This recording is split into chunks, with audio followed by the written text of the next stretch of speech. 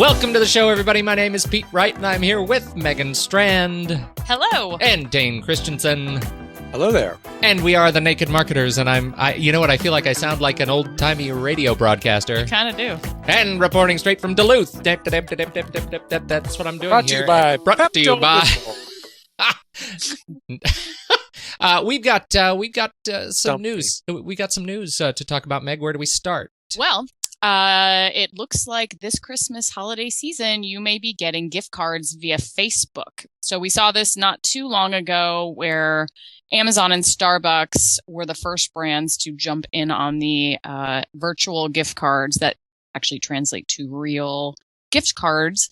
And this holiday season, more retailers are jumping on using a application called eGift Social. So retailers like Sears and Kmart, I think we're going to see a lot more of this. I personally love it. I think it's great. I'd love to get, just for the record, anybody who likes to give me a gift card via Facebook, I'd love to get one. So I think it's great. And I'm looking forward to seeing more of this, offline, online interface.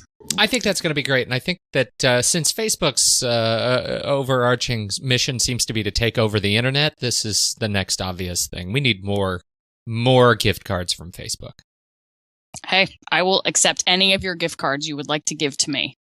That's right. Dane, Perfect. Dane, hint, hint. Dane, whatever. Ralph Lauren is spending a ton of money, on a massive celebration, blowout multimedia extravaganza in the UK to celebrate the launch of their UK e-commerce site and the 10th anniversary of their US e-commerce site. Using what building? They're taking over one of their stores on Madison Avenue. It's a gorgeous building. At New Bond Street, and they're using a light technology from New Former, where they project, using these high-definition projectors, they project a new skin and on top of this building. You have to head over to the link in the show notes. We will post that link, and you should check out the videos. There is a demo of this technology using that New Former had done for Nespresso, where they took over this building, and a behind-the-scenes video of how they actually put together this amazing presentation. It looks like it's going to be a virtual fashion show on the edge of this building in 3D, on the face of the building in 3D. It's absolutely stunning, and it should be a fantastic show.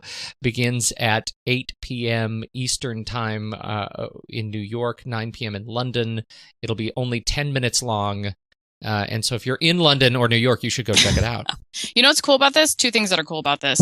Number one, it's environmentally friendly. So this is a new way to advertise outdoor without putting up a bunch of paper. Unless you're a photon. Unless you're a what? A photon. It's not, yes, it's deadly to photons. It's all about perspective, Megan. And the other cool thing about this, as you see in the demonstration on the Nespresso, there are people just standing around with their phones capturing it. And you know what they're going to do with the phones is share it with a million of their friends. So that's cool. Absolutely. You're going to see it everywhere. In addition to it just being cool. So right. I'm just trying. I need to see the demo. I can't picture this. I can't visualize it. You have to look at it. Oh, you have to see it. When the building falls apart.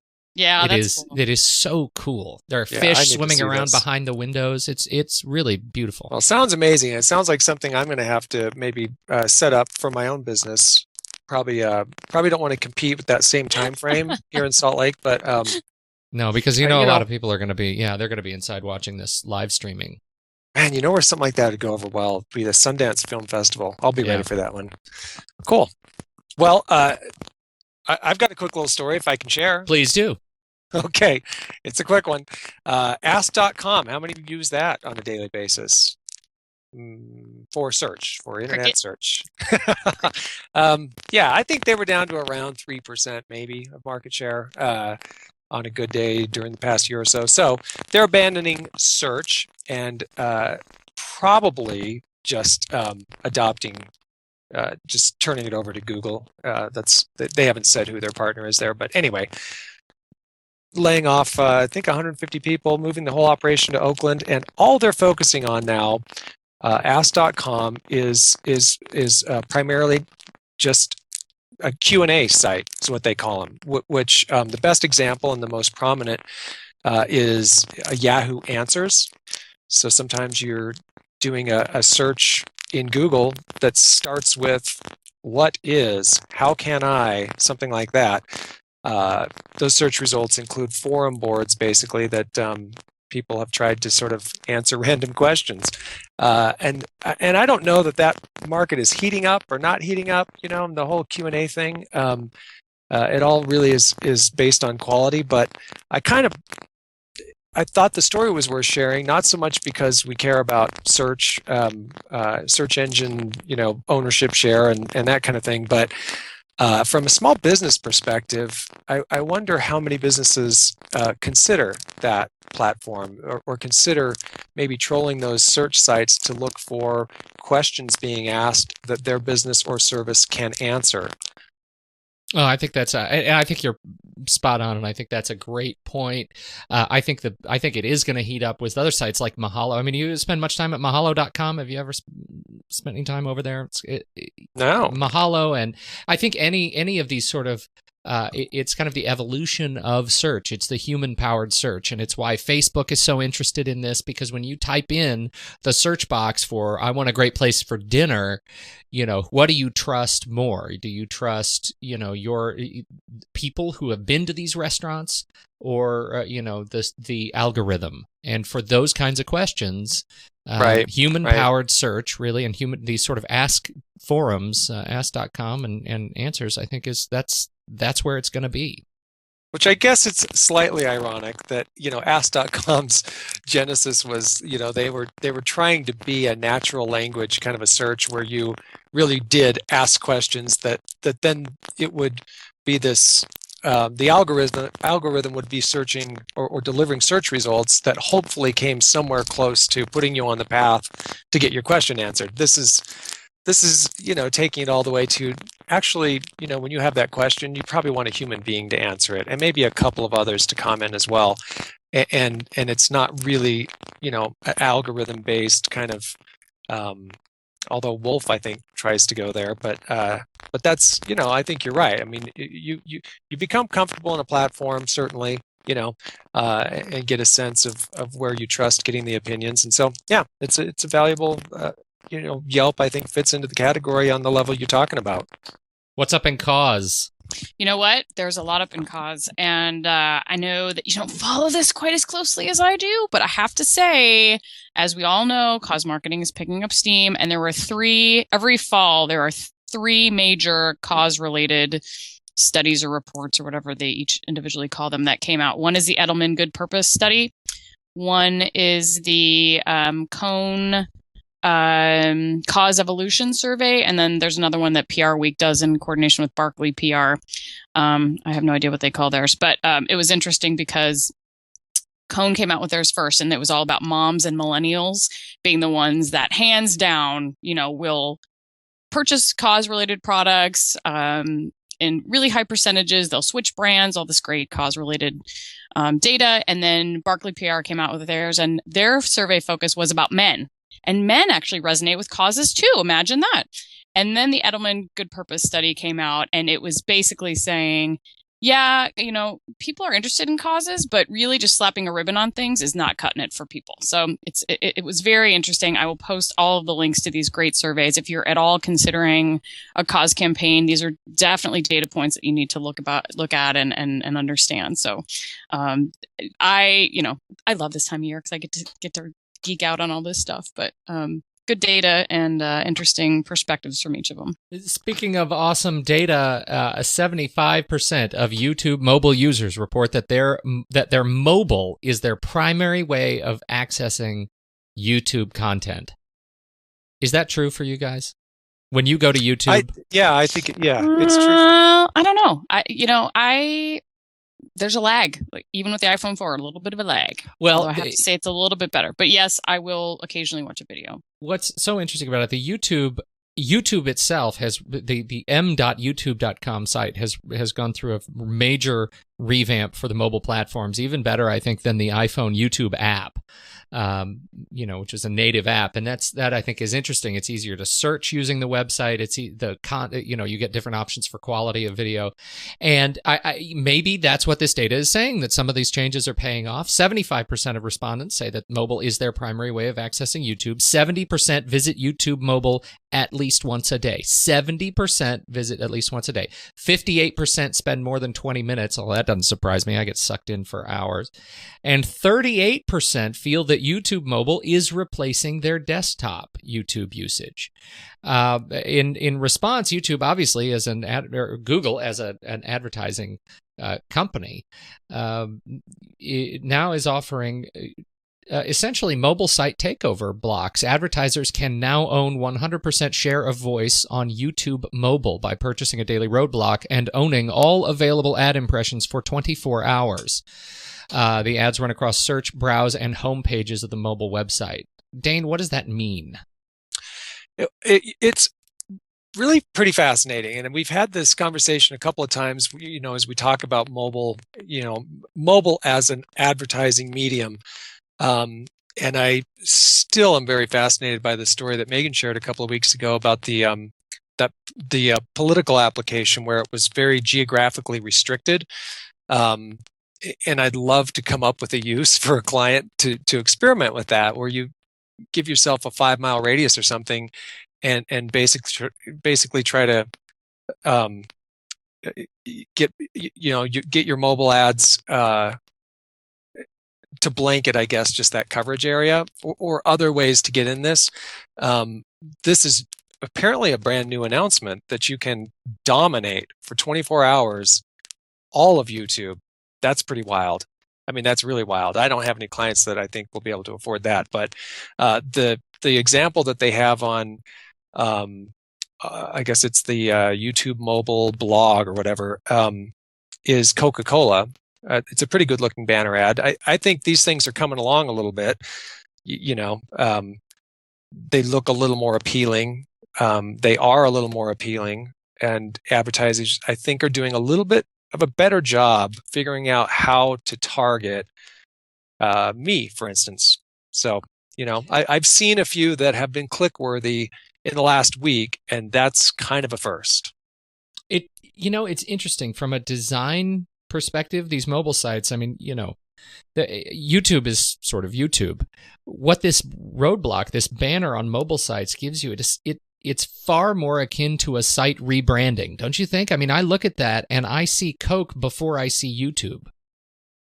Almost to the point you almost think of it as a Coke site. Which I think is just there's so much value in that brand awareness, more so than going to a rescan. YouTube has long been been into allowing site takeovers of YouTube. If you have enough money for a movie premiere or whatever, you can take over the site and do whatever you want to do with it. They'll you can pay for anything on that site, but it always ends up looking like, okay, there are 3 ad blocks and they're all sort of talking to each other. The Get a Mac ads were big. Apple would do this on New York Times, where the Island ad in the middle was a little video flash ad that would come up, and the guys would talk to the other banner ad, the tower banner ad in the right column, and it was very clever and cheeky, but you could still tell they were ad blocks. On mobile, it really does look like a more authentic site takeover. Yeah, and it kind of speaks a little bit to the statistics, which I guess these statistics really were just released today by YouTube. But the usage of YouTube on mobile devices. I mean, part of that, I'm guessing, and I don't know exactly how they're measuring this, but if I'm on another news page, for instance, and it's there's an embedded video, but I'm on my iPhone. When I click the video, it really kind of takes me into the YouTube application, and it's a clean swap. When it's done, I move back into the news app I was reading. But that's one of the ways that I find myself watching YouTube videos. It's not so much that that it's so well branded, that I think, oh, YouTube, and that app just jumps out at me, and I'm going to troll around on YouTube for a while. So I don't think it hurts them at all to do what you're talking about, Pete, to basically, allow someone else to kind of rebrand it. They're distribution, if you want to call it that, is so broadly distributed that I don't think that it matters at all to them that they're losing so many people going to their desktop to go to youtube.com and search for videos, because they get there, or they get those videos a million different ways. Well, just say more about that. A million different ways. What do you mean? Well, embedding, for instance. I mean, it's interesting to me because it wasn't that long ago that you weren't really seeing ads on embedded videos, right? You were kind of wondering, right. How are they making money on this? How are they making money on this? But now they're popping up, and you embed a video into a news story, for instance, from YouTube, and you're getting ads delivered through that video, and things, that you can click on or click off or go somewhere else. It's still evolving. And so what's interesting here is that a big part of how this is evolving is moving away from the desktop. I wouldn't have thought, before seeing these numbers, that those numbers were that high. I wouldn't have thought that at all. But I think about, I'm checking the news when I'm, sitting in the waiting room at the dentist. And if I'm going to watch, videos, I mean, at the end of the day, I watched a good portion of quick little, clips that were powered by YouTube, and I did it on my mobile device. So the big question is then, how do you, how are you guiding your clients when it comes to using YouTube? I mean, how are you guiding them to tell their stories using video? And what are the guidelines that you are sort of encouraging them to follow? Megan, are you doing this in your cause work? It's interesting because YouTube, one of the page takeovers that YouTube did was for homeless awareness, homeless issues awareness. There was one day that they dedicated the entire homepage to homeless issues. So I have not personally done it, but I definitely think Cause is a great place to use videos because the stories are so compelling. So I haven't done it personally with clients yet, but it's a great way to get your mission and your message across. So I think it's fascinating.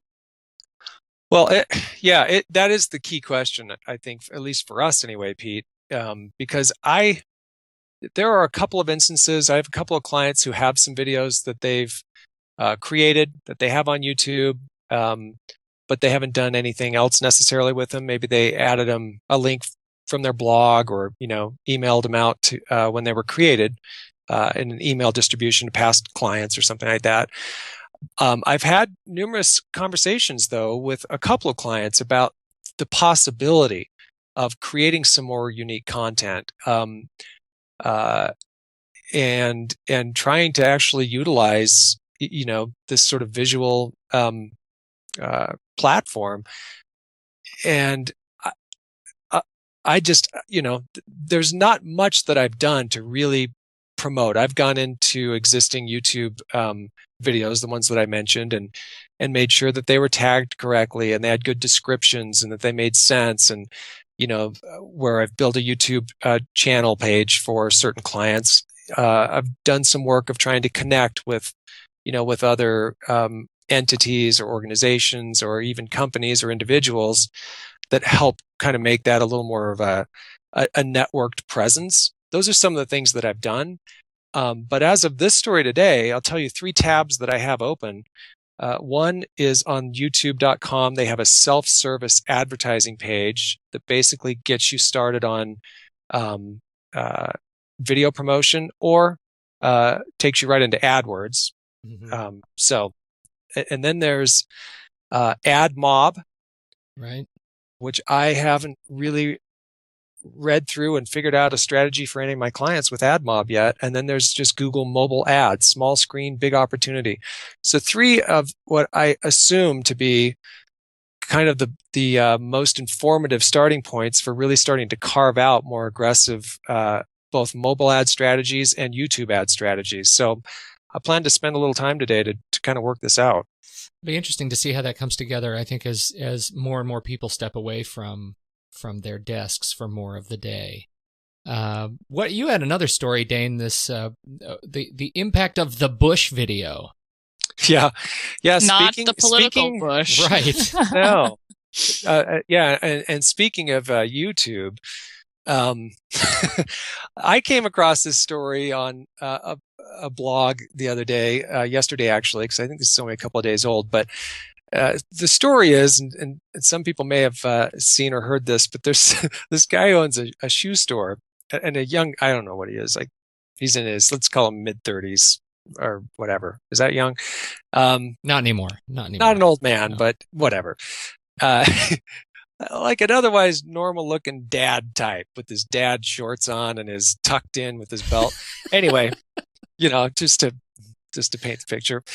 Small business owner, though, owns this little shoe store in New Jersey, which you can tell by the accents, but it truly is New Jersey. And some kid, well, 20-year-olds, say, are they kids? Anyway, a 20-year-old, because he gives his age, is with his buddy skateboarding in front of the store.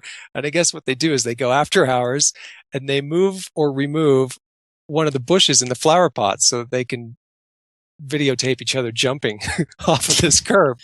So it's obviously happened before. And this shoe store owner has obviously woken up on numerous days with, those darn kids, if I ever catch them, I'm going to wring their neck.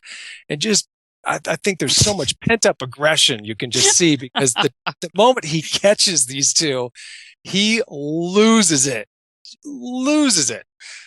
Oh man. And he's just all over this guy. Like, how old are you? Oh, good, because I can kick your butt. We're going to go down to the jail. We called the cops. When the cops get here, we're going to be spending the night at the jail. It'll be fun. We'll have our sleeping bags, and a couple of pillows. Maybe we'll roast some s'mores. Don't try to run away from me, man, because I can run fast. And the kid's like, you caught me. Yay, I'm caught.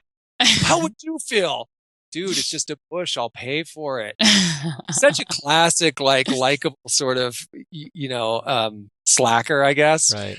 That the heavy sympathy in this posted video is weighed towards the skater. So the response has been that this guy, this business owner, has had a Facebook fan page for his business, and he's got a presence on Google Maps, for reviews, which.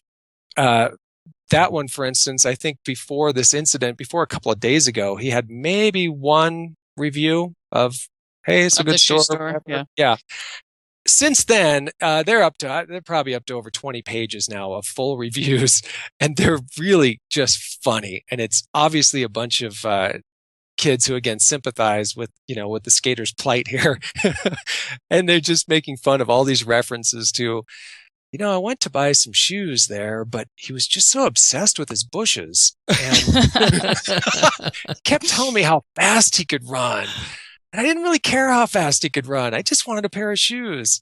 Well, anyway. They hit his Facebook page too, and what happened to his Facebook page? Was it was hijacked too? And yeah. Well, and it's lots of one of those things that if you're going to be a jerk, really, you should probably make sure there's no cameras or, recording devices around, because we had a story, months ago about the guy from Scotty Vest completely reading this guy out on the phone. And the problem with these guys is that it's not just like they get mad and they yell at them for 30 seconds. This man is standing there berating this kid for 6 minutes. The video goes on and on and on, and he'll yell and then stop, and then just come up with something new, just start yelling again. You can tell he just sort of runs out of steam, and then he gets a second wind and a third wind, and he just has so much yelling to do. It's just these people with anger. I'm sorry. Yeah. Here, a note to all of our listeners: if you have anger issues, please go work them out, because at some point. Yeah. It will be captured on YouTube. It will be captured on YouTube or a voicemail, and you're going to look like not a very nice person. And well, it's kind of like when you were a kid, and there was say a vice principal, for instance. Those are good targets, who just couldn't handle himself socially and would get angry, and to the point that it's just funny. Like, wow, this guy's just he's yelling, and it's hilarious to you as a kid, right? It's not so much just the evil, angry person. But the ridiculously way overly angry person is apparently a really great viral target. Right. Especially when you think of this, right? Okay. So this guy apparently loves to skate in front of this store. And there is a planter that is the perfect height for skateboarders to jump upon, but a bush is in the way. So let's just think, store owner, what if we kind of what if we went the other direction and we walked out onto the sidewalk and we said, you know what, dude, I love that you love to skate here. I'm going to move that bush someplace where it's out of the way. Where would you suggest we move it? And move the bush and then start advertising and selling more skateboarder shoes.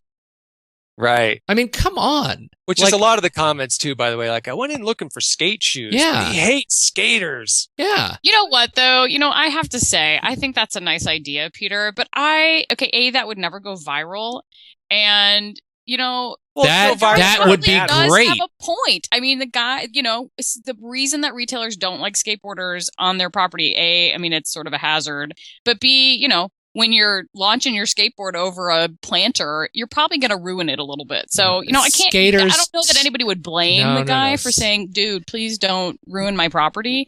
But I it's get just the fact that he's been a complete idiot about it. I totally get that. On and on. But the problem is skaters travel in flocks. That's the problem with and that's this what's thing. evidenced here. Yeah, whether or not... Wow, that response was way beyond whoever this kid's couple of friends are. Exactly. This is something he didn't anticipate just because he doesn't know who these guys are. They travel in flocks, and that gets around. Says, here's a guy who's willing to, as long as we work with him here, he's willing to work with us there, and now he's selling skateboard shoes. If he had said that, I'm going to move the bush, where do you think I should put it, and I'm going to start carrying skate shoes, that it would have gone as viral, is my point. No, here's the thing, Megan. So what if pissed off about something? No. It's going to go viral. No. The alternative, what you're saying is that the alternative is it should go viral if he works with the skateboarders. And my saying is it won't go viral, protecting his Facebook page from what happened. So what if it doesn't go viral? All right, point taken. I'm with you. Well, and what Pete's saying is a bit of a stretch. It's a very human resources response. I mean, because it's still a little bit of a gamble. Like, so I let these kids just sort of take over my sidewalk and expect that's going to turn into money for me. Maybe it does if he does it right. If he's seen as, if he really could take advantage of that. I mean, no business really wants to be the place where skateboarders are, bothering, basically cluttering up the sidewalk right in front of your business, so people don't want to come there. God, you sound like an old man. Old man Dane. I'm just saying, you got to. Peter, you know what it is? It's 1950s grandpa. It's 1950s grandpa. Get off my lawn.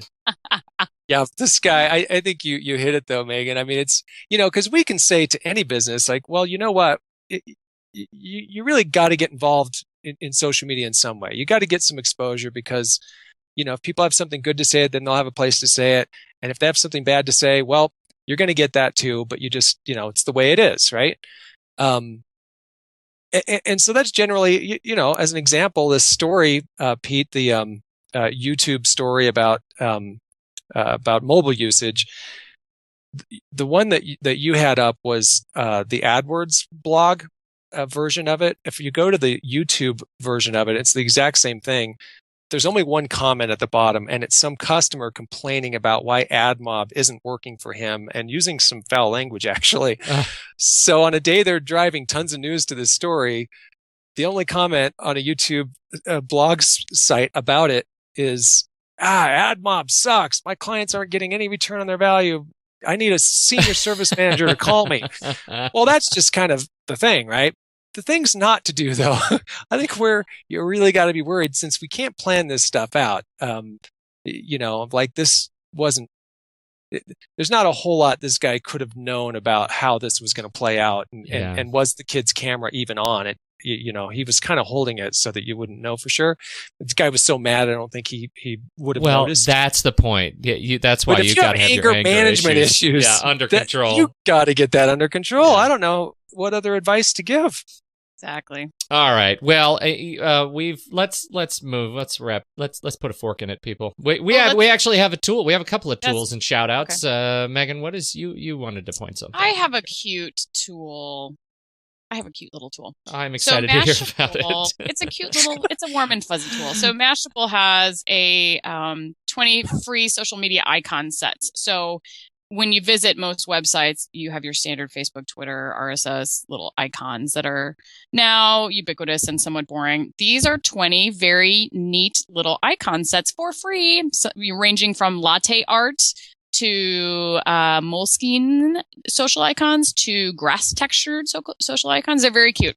My personal favorite would be the vintage social icons. And I think Peter is partial to number 11, the vintage postage stamp. I dig the vintage postage stamps. But they're very cool. Check them out. We're going to put them in the show notes. And they're free. Free is good. And they're free. Free is good. And they're juice up your website. And I just have a shout out to our buddy Andrew Sinkov and the Evernote team. Woohoo! This week they've hit a whole bunch of milestones according to a post on their blog. 5 million users. We're gonna need a bigger boat. I swear they did that overnight, because when we talked to Andrew, they had just hit 3 million, and that was not that long ago. Well, that's impressive. It's so cool. 83 days it took them to hit their last million. In contrast to their first million, it took 446 days. So over a year to hit 1 million and about a year and a half to hit the next 4 million. It really is terrific. Evernote becomes every day it becomes an increasingly important tool in my workflow. They hit 22,130 new members yesterday. That's so great. So, it's just a great service, great platforms, great software. They've done a great job. So congratulations to Evernote and Phil Libin and Andrew Sinkov and all the guys over there for doing great work. Keep it up. I'm sure there are girls over there too. Thank you, Peter. What was I just sexist just there? You were. I didn't replay that. How was I sexist? I said Megan, guys. All the guys over there. If Megan and Pete you guys were in the room and I was leaving to go to the kitchen, I said, "Hey, do you guys want something from the fridge?" She wouldn't jump me on that one. No, she wouldn't. She might punch you in the face for many other things. You guys, you could be a guy. You're one of the guys. You said it's not you guys, it's all the guys. It's different. All yous guys. Lady That's what I'm going to start doing. This, all yous guys and gals. It's just. I'm not a crazy feminist. It's just language efficiency. You woke up on the hard side of the bed today. I tell you what. All right, that I think is it, people. Thank you so much for joining us. Megan, where can people find you? You can find me on Twitter at Megan Strand, or my website and blog, encouraged.com, which is INCOURAGED. And Dane? Strike10media.com. Pause, and that's it. You can Laser Light Show on downtown Salt Lake City. Oh, yeah, the 4D experience. Yes, the Dane Christensen 4D experience. Yeah. I'm going to take over YouTube. Do you know what I got? Have you heard of this new service, About.me? Go to About.me / I don't know, but it sounds a lot like you, Peter. Pete Wright. Of course. Go ahead. You have this. I dare you. I triple dog dare you. That's my me page. I don't know anything about this service. It was one of those things that Peter? No, / Pete Wright. Oh. About.me / Pete Wright.